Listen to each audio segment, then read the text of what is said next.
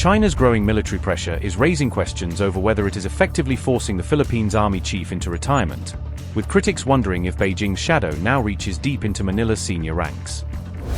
President Marcos faces one of his biggest military tests yet as the chief of staff steps down, leaving him to manage both internal politics and external threats at a moment of escalating tensions in the region.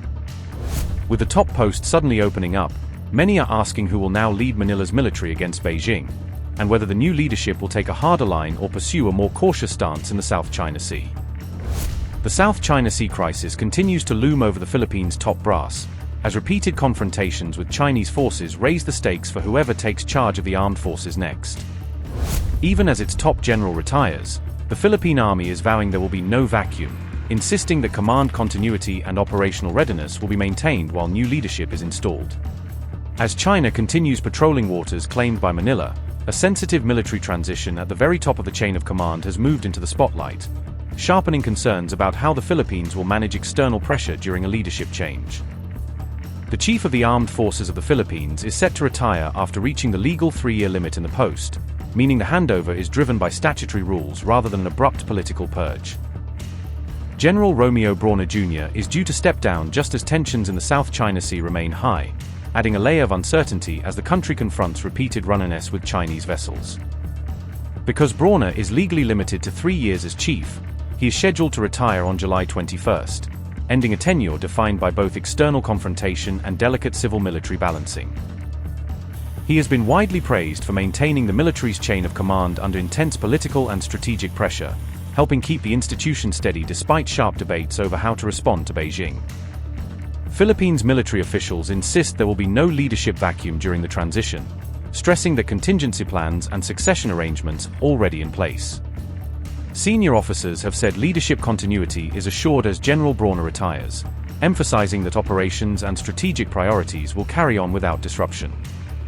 At the same time, Manila faces domestic political pressure as the armed forces prepare for a change of command, with stakeholders watching closely to see which faction or vision will shape the next phase.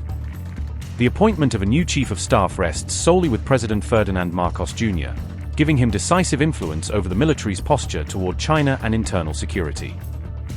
Because Congress is currently in recess, formal confirmation of the next military chief will be delayed, stretching out the timeline for final approval. In the meantime, the president can install an interim chief of staff while lawmakers are out of session, ensuring that the top post is never formally vacant. Serving officers say the next chief must focus primarily on external threats rather than getting drawn into domestic turmoil, arguing that the South China Sea and regional security should dominate the agenda. Sources indicate that the Senior Officers Board has already deliberated on a list of names to send to Marcos, giving the president vetted options from within the existing leadership. Defense Secretary Gilberto Teodoro Jr. can also submit his own candidates for the post, potentially shaping the final choice and signaling the administration's preferred strategic direction. Philippines' potential armed forces chief came down to 2 names: Army Commander Antonio Gustilo Nafarete and Air Force Commander Arthur Mirasol Cordura. Both leading contenders are lieutenant generals, each bringing deep service experience from their respective branches and offering very different cultures, networks, and operational backgrounds to the top job.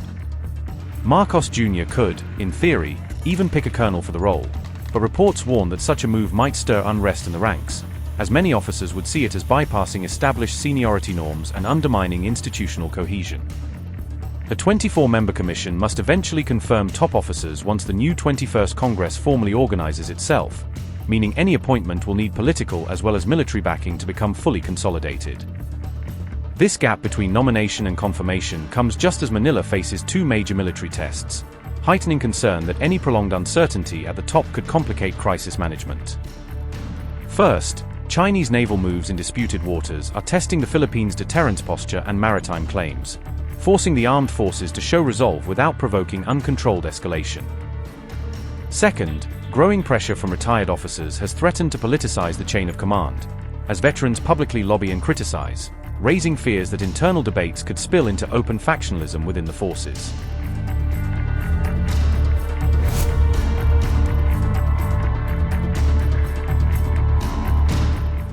A new report from China debunked the Philippines' territorial claims in the South China Sea, presenting a systematic rebuttal that sought to undercut Manila's legal and historical arguments while reframing the dispute in Beijing's favor.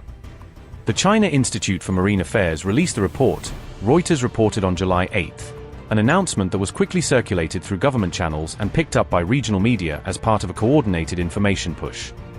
The paper is titled Historical and Legal Critique of the Philippines' Territorial Claims, a name that signals its dual focus on archival evidence and juridical interpretation to challenge the basis of Manila's maritime assertions.